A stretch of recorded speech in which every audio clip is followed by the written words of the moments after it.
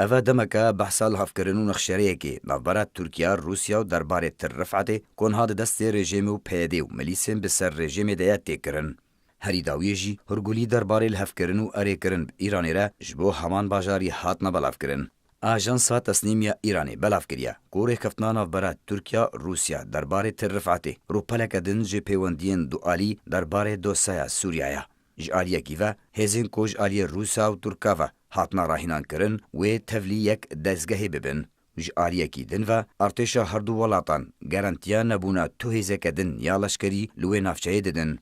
Li gorî ajansa Tesnîm ku Rûsya garantiya derxistina hêzên fermî ango hêzên rejim û milîsên bi ser ve uçakdarên YPG yên bi ser pêdê ve jî tirrifatê dide û hêzne Rûsî Tirkî wê beravaniya bajêr û navçeyê li xwe bigirin. Her wiha wêstûnên aramiyê li navçeyê bi şêweyekî demkî bicî bikin berî ku hilbijartinên encûmenên xwecihî û yên şaredariyan werne pêkanîn.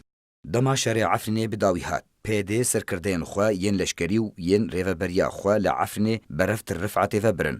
هەفدەمی کۆ ڕێ نەدەدا سڤیلان کۆ خوا ji şer û pevçûnan rizgar bikin û derkevin. Niha jî navçeya tirrifat û derdora wê bi temamî ketiye dibin kontrola rejimê de. Ew jî bi hemahengiyê li gel pêdê ku xaneweyên leşkerî hîn lê tirrifatê jî hene. Hevdemê hebûna bingeheke leşkerî Rûsî ku di destpêka şerê Efrînê xwevekşandin û li tirrifatê bicihbûn.